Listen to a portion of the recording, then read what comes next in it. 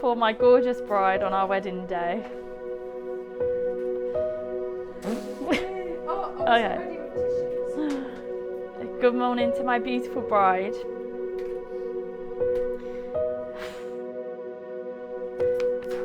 Today is the day I get to call you my wife, and I still can't believe how lucky I am. You are the love of my life, my best friend, and the most beautiful person inside and out. I can't wait to walk through this life together, hand in hand, heart to heart. Here is a little something to show my appreciation for you, because my words could never fully express how grateful I am to have you by my side. Here's to forever, starting today, all my love, Lewis.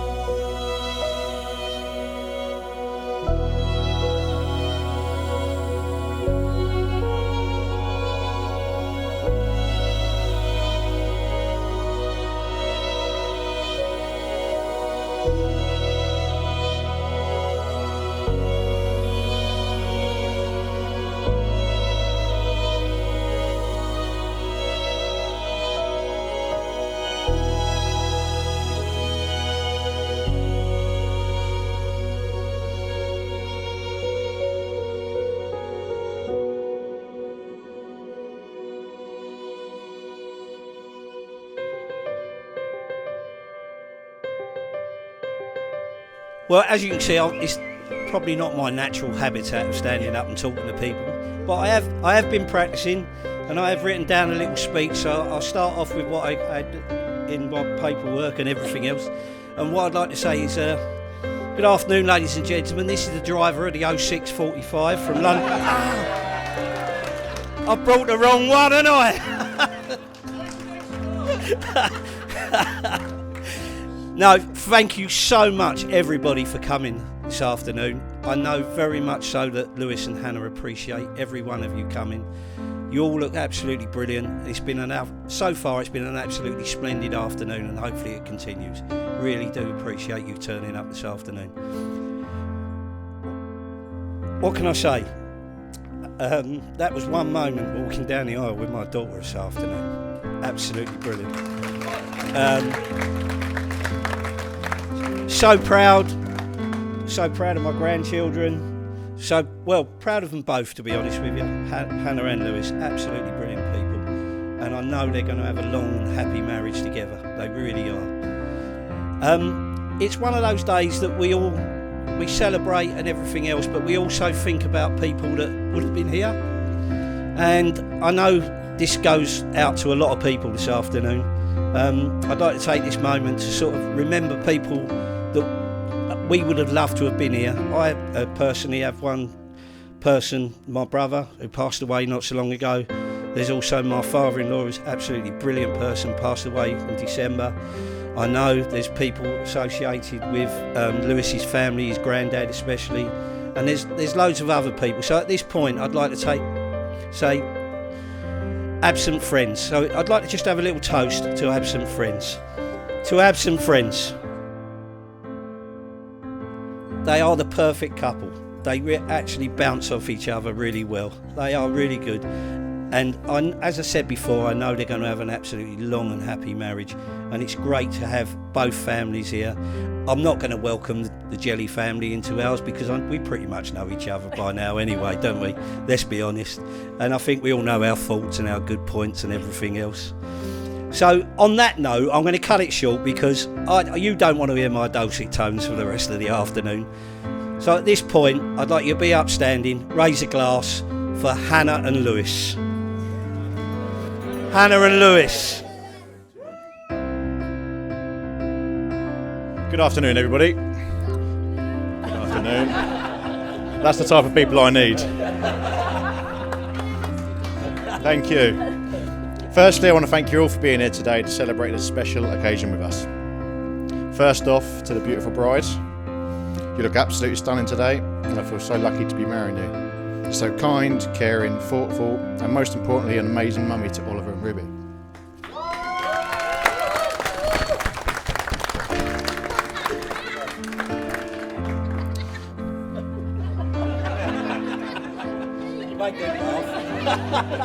You're right over there.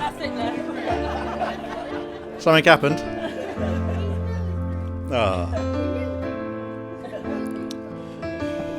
You hold our family of four together like it's the easiest thing in the world, when really we all know it's anything but. You've brought so much joy and love into my life, and I promise to keep loving you, supporting you, and doing my best to be the man you deserve. You look absolutely unbelievable. Would you be the most beautiful consequence of a world that's coming down? Would you be the last benevolent mouthpiece? Heaven knows we need you now. Would you be the most beautiful consequence of a world that's coming down? Hannah, I give you this ring As a sign of our marriage as a sign of our marriage and a symbol of my love and a symbol of our love and commitment. and a commitment. Thank you. Push the wedding all the way on. I give you this ring Lewis, I give you this ring as a sign of our marriage as a sign of our marriage and a symbol of my love and a symbol of my love and commitment. and commitment. Thank you. Push the wedding ring all the way on. Bit clammy.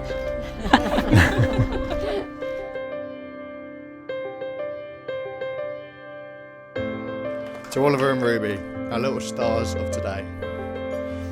You've been such an important part of today, not just by being here, but by helping to make Mummy feel so loved and happy. Ruby, you look as beautiful as Mummy does. Thank you all once again for being part of our special day. So let's please stand up, raise a glass. You can have my drink. You got no drink? No. To the new Mrs. Jelly.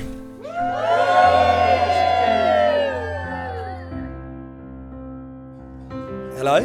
For those that don't know me, I'm Josh, Lewis's best man. Woo! And after 25 years, you should all know me anyway. So, first and foremost, how beautiful does a bride look today?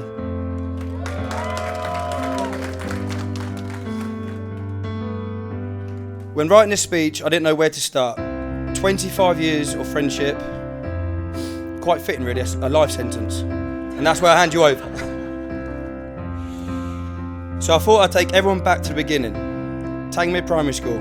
Blonde, bowl cut hair, brown eyes, the face of a choir boy, and the morals of a pirate. Year 3, I had my first hospital trip, courtesy of Mr. Jelly. We had a race from the playground back to the classroom where he pushed me into a bookcase. I got up, continued to run to the classroom where the little snake was waiting for me to trip me over again. But this time I fell, hit my head on the corner of a table, 4 stitches above my left eye. I learnt then that there was no such thing as a fair race with gels. However, he did spend all afternoon crying under the table, thinking my eye had just fallen out.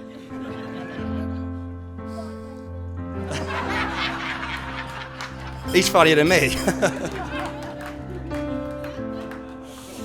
Yeah. We overcome this mishap surprisingly quickly, and our friendship went from strength to strength. Football every day, alternating sleepovers every Friday night up until secondary school, where we were also inseparable. This soon became a problem for our teachers. One day in drama, Miss Molyneux had popped out briefly. In this time, Lewis had convinced poor innocent me to pin another student down and tie him to the legs of a table using bags and jumpers. He then took it that step further and piled every single table and chair on top of him. When Miss Molyneux returned, It looked like a hostage scene from IKEA.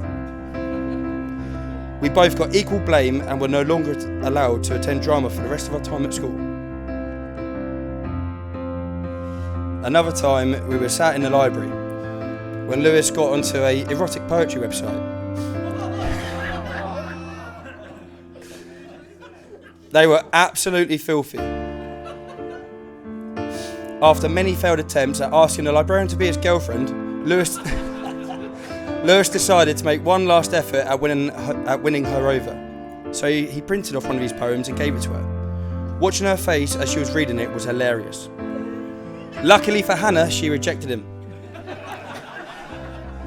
I can't exactly remember how or why, but we both got equal blame for this again. Who knew the classy bird from Sutton would fall for the bloke who once tied her onto a table?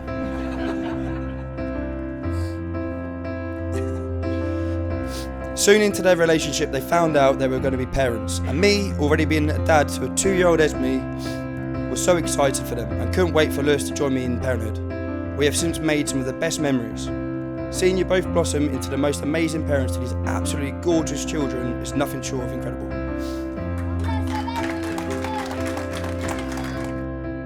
In all honesty, though, I admire you as a friend, father and partner. You're the best friend that anyone could ask for. You've been there for me at the lowest of lows and helped me more than you'll ever know. Today, stood next to you, my best friend of 25 years, watching you marry this absolutely beautiful woman, inside and out, is one of the proudest days of my life.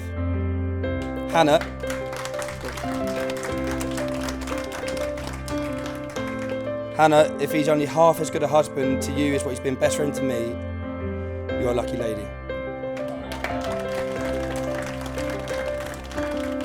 Please, can everyone join me in raising their glasses to the new Mr. and Mrs. Jelly? Congratulations.